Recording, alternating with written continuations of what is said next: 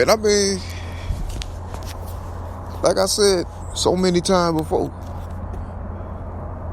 my only purpose is to ultimately glorify God. So, I mean, there's more than one way of doing so. You know, I mean, psalmistry, you know, is one of the most influential and impactful, you know, types of influence in history. You know what I mean? It's a lot that could be did with you know, with art, that kind of art. But that's not the only type of way to glorify God or to bring, you know, win the souls of the lost to, you know, to salvation, you know, out of sin and into eternal life. I mean, those are the main goals. So, I mean, everything really relative. I mean, music and art and things like that, those are great vehicles, you know. But I feel like nothing matters unless there's a purpose behind it, you know. So, I mean, that was never, I mean, I got natural talent, you know what I'm saying, with literature. You know, I can rhyme, I can write stories, I can prose, whatever. But I mean, the reason some arts, and you know, these are things I've spoken on, you know, times and times again, you know, in quotes, even recordings, even in poetry. I mean, the reason why, you know, certain art forms and things became more significant, you know, to my life was because the nature of the persecution that, you know, I was like pulled and dragged, you know what I'm saying, towards, like in advance, before I did anything. You feel me? You know what I'm saying? So I never had the choice to decide, you know, hey, I want to do something different.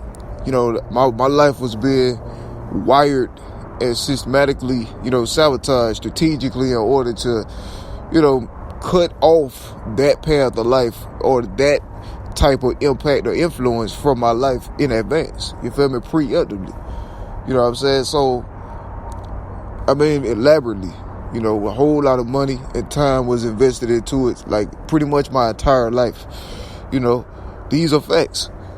It's about certain places, you know what I mean, influences and things that felt as though my existence, regardless of what it was, if I'm doing it for God or I exist for the Lord, they didn't care. They felt like that was a threat to their whatever they were trying to do, you know. I mean, it's true, because if I stood on the path of, you know, on the straight and narrow, I'm talking about the right things, then that's a problem for anybody who, you know, made they way in the world, you know, like or I mean, trying to spread the influence. You know, it's pretty much the same battle, man, since the garden. You know, good versus evil. But I mean, it wasn't a situation like, I mean, even certain art forms weren't, you know, as, you know, it only became so, you know, like, I mean, it became so pressed, like more of a pressing issue on my life because of the form of persecution, you know, that I was reached for with, you know what I'm saying? Like I was sought out with, you know, the devil attached these things to me. You know, he knew what was the most influential, you know what I'm saying, the most impactful way to make a difference for God in a new way. I mean, you know what I'm saying? He knew that vehicle was very efficient, you know, so he made sure that I couldn't get in that vehicle, you feel me, in advance. You know what I'm saying? So, I mean, that wasn't all there was, though. You know what I'm saying? I mean, I talked about it just like I told people this parable. Imagine like this giant spear, you know, like a globe, like a spear with a whole bunch of like little, like with appendages coming from it, like all in sync and, you know, all symmetrical all the way around. And imagine psalmistry being one of them on there. You know what I'm saying?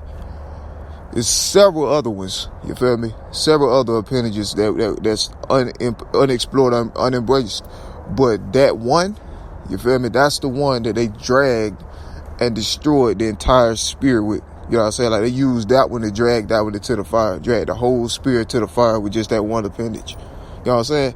That's the best way I could put it, like a perspective. I mean, yeah, so I mean, that wasn't everything, but it was everything to some people. You feel me? But that wasn't everything to God. You know what I'm saying? That was just like more of a gateway. You know what I'm saying? That could have, you know what I'm saying? But so my life was weaponized in a bad way.